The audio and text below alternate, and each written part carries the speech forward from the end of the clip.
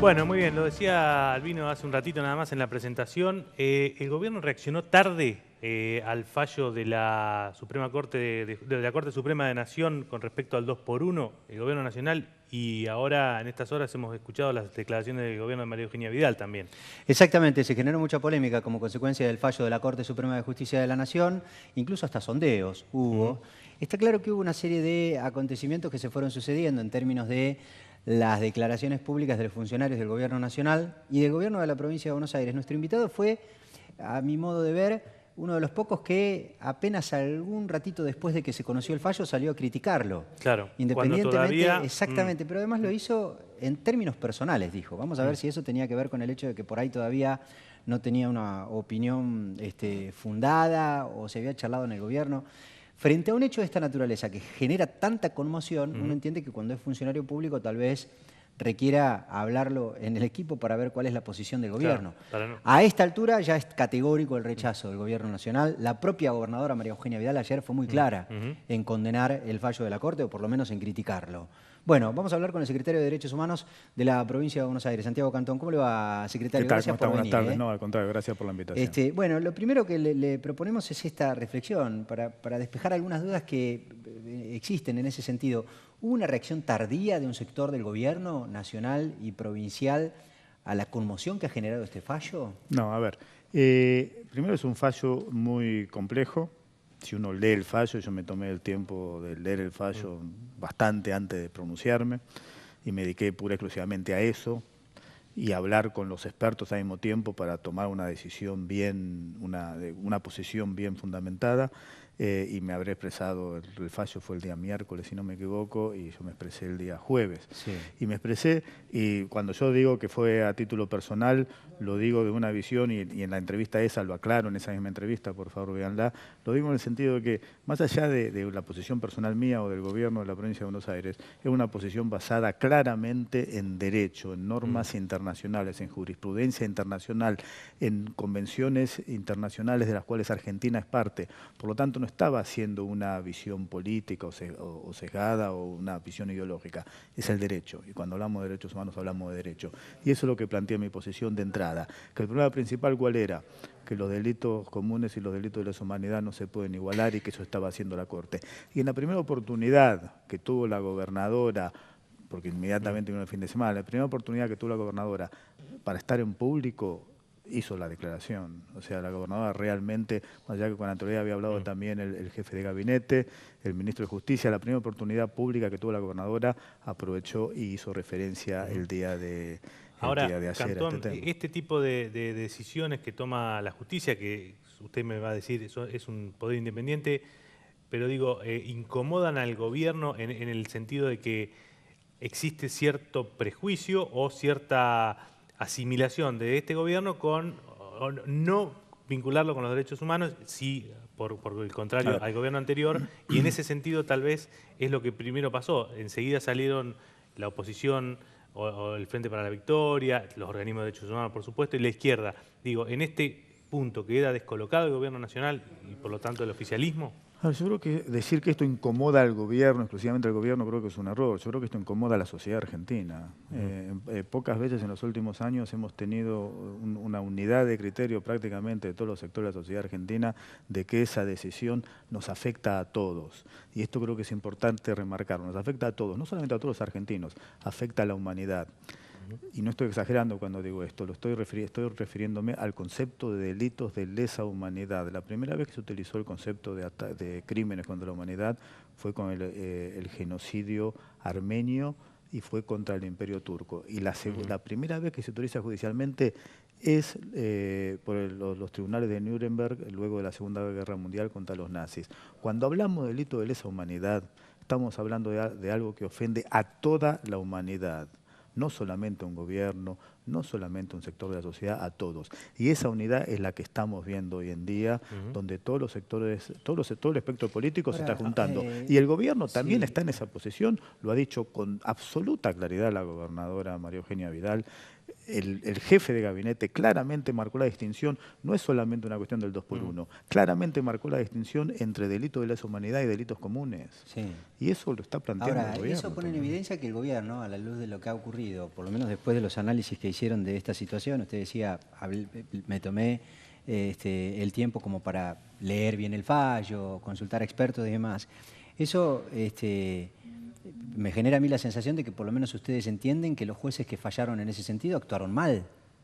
Porque si resolvieron en contra de lo que se supone que el derecho internacional dice que hay que hacer, claramente actuaron mal. ¿Cuál es la posición que toma un gobierno frente a esta situación? ¿Nada más que criticarlo públicamente o, qué sé yo, alguna otra postura? asumir alguna otra En primer postura? lugar, es un fallo de la Corte Suprema.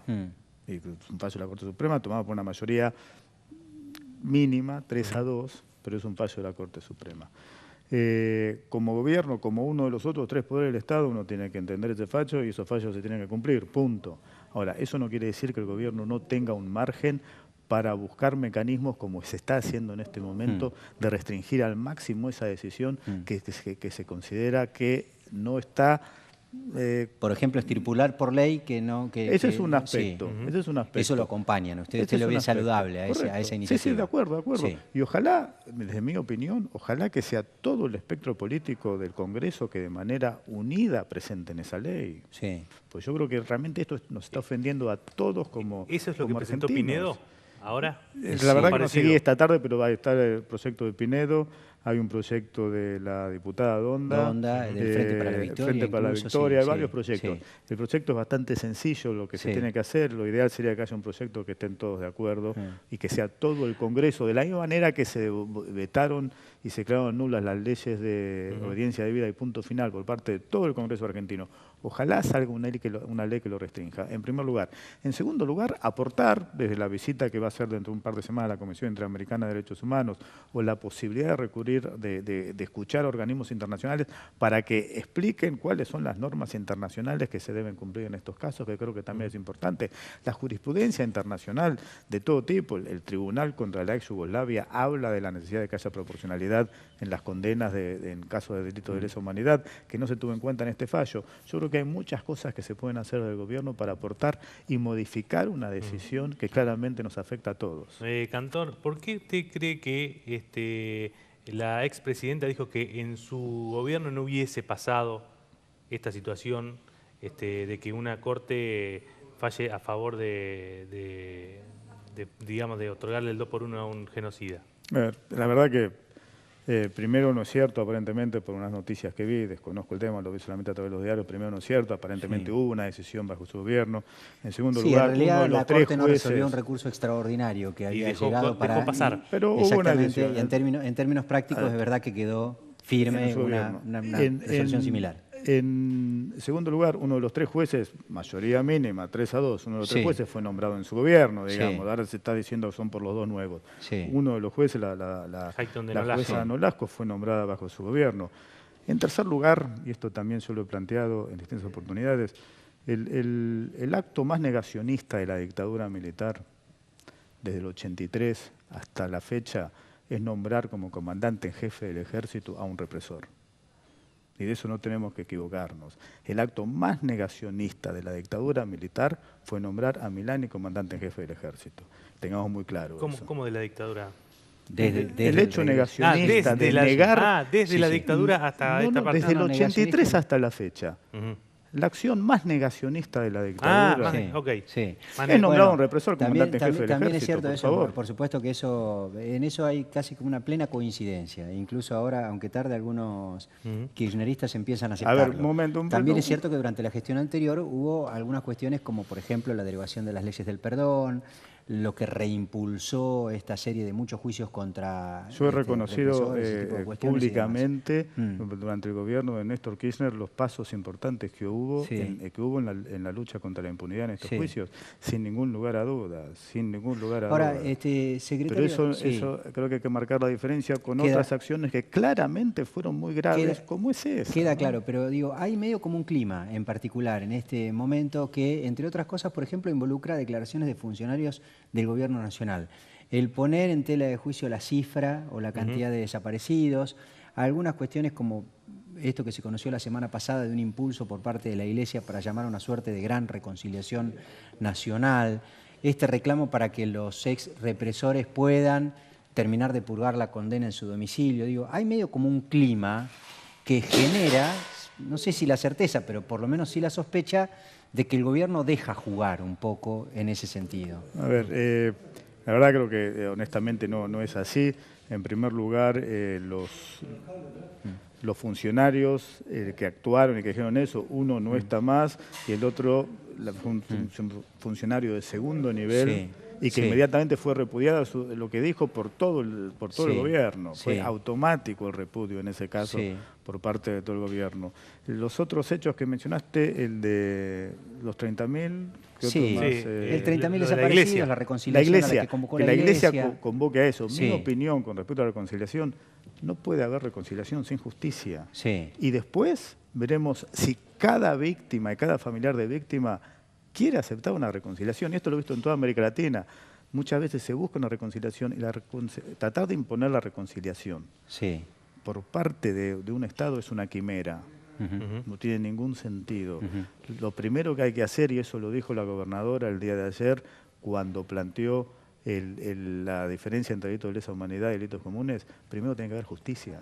Lo que las víctimas reclaman es justicia. Y ahí sí, como Estado, tenemos una obligación de asegurarnos que haya justicia y que no haya lentitud. Y ahí es donde el Poder Judicial y los jueces de la Nación tienen que asegurarse de que se avance más rápido en los juicios de lesa humanidad.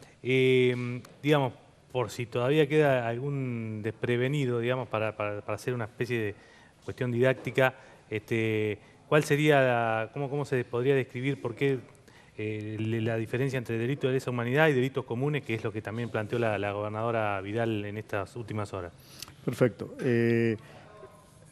Los delitos de lesa humanidad, como mencionaba antes, son aquellos que ofenden a toda la humanidad. Es un desarrollo del derecho internacional a partir principalmente desde un punto de vista judicial, a partir de la Segunda Guerra Mundial. ¿Hay alguna convención que lo...? Hay convenciones, hay tratados y declaraciones. Que describen cuáles son. Completamente. Está el Estatuto de Roma, que lo establece para la Corte Penal Internacional. Hay una serie de delitos. ¿Por qué? Porque no afectan a la comunidad, a la víctima, a los familiares de la víctima de manera individual. Afectan a toda la humanidad. Está en peligro la humanidad cuando hechos como estos ocurren. Se llevan adelante. Completamente. De ahí la importancia que tiene y la categoría distinta que tiene. Y de ahí que sea que las condenas también tienen que ser ejemplares en relación que es un delito de lesa humanidad. Aplicar el 2 por 1 para un delito común y para un delito de lesa humanidad es igualar el delito común y el delito de lesa humanidad, que justamente hay que hacer lo contrario. Secretario, la última de mi parte, tiene que ver con una área de acción suya. Hasta donde tengo entendido, el Patronato de Liberados quedó bajo la órbita de la Secretaría de Derechos Humanos de la Provincia de Buenos Aires. Se habla mucho por estas horas, incluso casi como que hasta refleja una paradoja, en el sentido de que en algunos casos hay que ser inflexibles en cualquier posibilidad de poder morigerar alguna pena y en otros casos da la sensación de que por lo menos un sector de la justicia avanza en sentido contrario.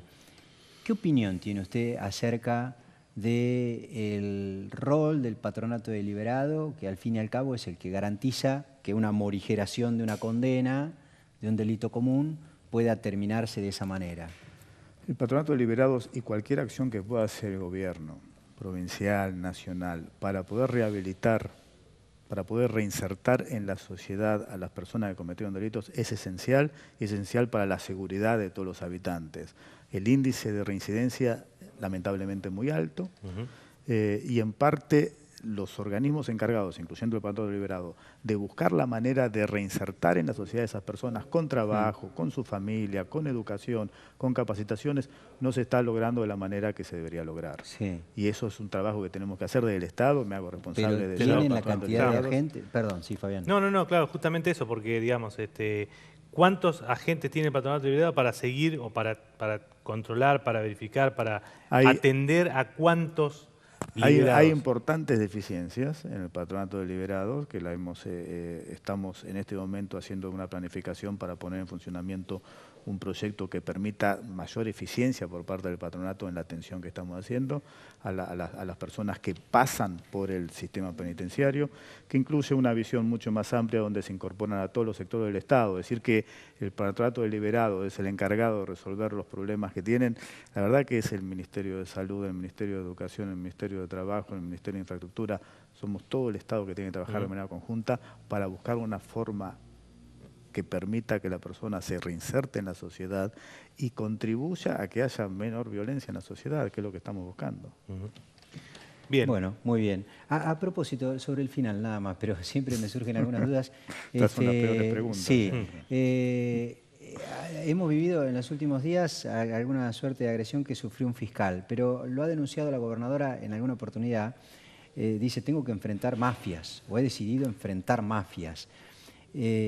¿Ustedes trabajan con la policía de la provincia de Buenos Aires desde el área que conduce en algún punto para generar algún aporte a esa...? Sí, de acuerdo. Trabajamos con el ministro Ritondo de manera conjunta, con el ministro Ferrari de Justicia también, que tiene relevancia en estos temas de manera conjunta, capacitando en materia de derechos humanos a los policías. Hemos hecho capacitaciones aquí en La Plata, en las distintas comisarías, lo estamos llevando, hicimos convenio con la Universidad de Azul, con la Universidad de Tandil y la del Sur para capacitar en el interior de la provincia también en materia de derechos humanos, y esa colaboración es que esperemos, esto lleva tiempo, pero que permita que haya una mayor respuesta por parte de la policía respetando los derechos humanos. Santiago Cantón, secretario de Derechos Humanos de la provincia de Buenos Aires, muchísimas gracias por haber venido esta noche a charlar con nosotros, justo Gracias. en el día que, bueno, o en la semana, digamos, que este tema tan candente actualidad lo tiene como principal, digamos, protagonista a la gente de los derechos humanos, justamente. Gracias por la invitación. Gracias, secretario. Bueno, muy bien. Fabián, vamos a una pausa. Después de la pausa te propongo meternos en algunas cuestiones vinculadas estrictamente con la política. Dale. ¿Te parece bien? ¿Nos vamos hasta La Matanza? Sí, exactamente. Un Bueno. interesante debate vamos a Lindo tener. viaje. Sí, acerca de un hecho que se disparó esta semana.